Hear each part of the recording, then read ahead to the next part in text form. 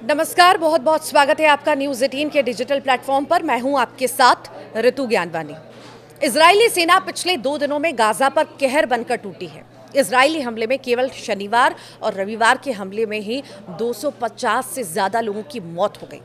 रविवार की पूरी रात इज़राइली सेना ने गाज़ा में तबाही मचाई और इस हवाई हमले में केवल एक दिन में 140 से ज़्यादा लोगों की जान चली गई है। जानकारों का कहना है कि पिछले 2 महीनों में गाज़ा पर इजराइल का ये सबसे बड़ा हमला है। इससे पहले 18 मार्च को इजराइल के हमले में 400 से ज़्यादा लोगों की मौत हो गई थी और बीते 4 दिनों में गाज़ा पट्टी में इजराइल ने अपने हमले और तेज़ कर दिए हैं। महज 4 दिनों में ही लगभग 400 लोग मारे गए और हज़ारों लोग घायल हो गए हैं।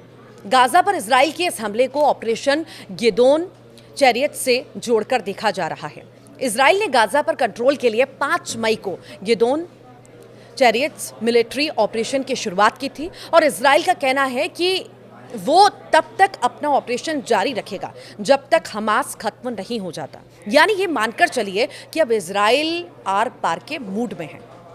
जब से नेतन्याहू ने हमास को खत्म करने की कसम खाई, ये हमले लगातार हो रहे हैं और ऐसा लगता है कि जब तक हमास पूरी तरह से खत्म नहीं हो जाएगा, ये ऑपरेशन जारी रहेगा। इजराइल ने अभी 2 महीने पहले मार्च 2025 में गाज़ा के अंदर फूड और फ्यूल सप्लाई रोकने का फैसला किया था। इजरायली सरकार ने दावा किया था कि इससे हमास कमज़ोर होगा। गाज़ा में बीते 19 महीनों से जारी जंग के बीच 5 लाख लोगों पर भुखमरी का संकट पैदा हो गया। गाज़ा के हालात पर 12 मई को संयुक्त राष्ट्र ने एक रिपोर्ट भी पेश की थी। रिपोर्ट के मुताबिक अगर इजराइल पाबंदियां नहीं हटाता है तो गाज़ा में हर 5 में से एक व्यक्ति भुखमरी की चपेट में आ सकता है।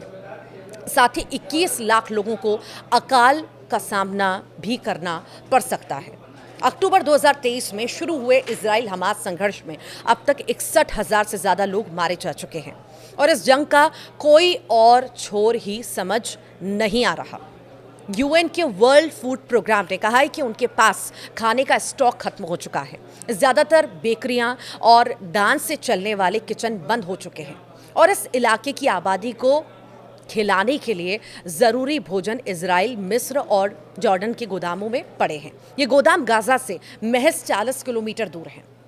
गाज़ा में WFP के गोदाम खाली हैं और एजेंसी अब 10 लाख लोगों को भोजन मुहैया कराने के बजाय सिर्फ 2 लाख लोगों को ही भोजन दे पा रही है, बना पा रही है। यूएन और यूरोपीय देशों ने इजराइल से गाज़ा पट्टी में भुखमरी और अकाल की स्थितियों से निपटने के लिए गाज़ा को खाना पहुंचाने पर लगी रोक को जल्द खत्म करने की मांग भी की है, लेकिन इजराइल के रुख में कोई बदलाव नहीं दिखा। अगर इजराइल ने सैन्य कार्रवाई बढ़ाई तो ज़्यादातर लोगों को खाना पीना, घर और दवाई नहीं मिलेंगी। इधर इराक की राजधानी बगदाद में शनिवार को अरब लीग शिखर सम्मेलन की शुरुआत हुई और इस सम्मेलन में शामिल हुए स्पेन के प्रधानमंत्री पेड्रो सांचेज ने गाज़ा में नरसंहार को रोकने के लिए दबाव बढ़ाने की अपील भी की। तो वहीं यूएन प्रमुख एंटोनियो गुटेरेस ने कहा है कि हमें अब एक स्थायी युद्ध विराम की ज़रूरत है। हम गाज़ा की आबादी के बार बार जबरन विस्थापन को अस्वीकार करते हैं। यानी इजराइल पर अब गाज़ा के खिलाफ हो रहे हमले और युद्ध को रोकने की अपील की जा रही है, लेकिन अभी तक इजराइल के रुख में कोई परिवर्तन नहीं दिखाई दे रहा। और पिछले 2 दिनों में जिस तरह से इजराइल ने गाज़ा के ऊपर कहर बरपाया, उसे देख ऐसा लगता है कि अभी युद्ध विराम जैसी कोई संभावना नजर नहीं आती। जबकि मिस्र के राष्ट्रपति अब्देल फतह अल सीसी ने अमेरिकी राष्ट्रपति डोनाल्ड ट्रंप से गाज़ा में युद्ध विराम के लिए सभी ज़रूरी कदम उठाने की अपील की।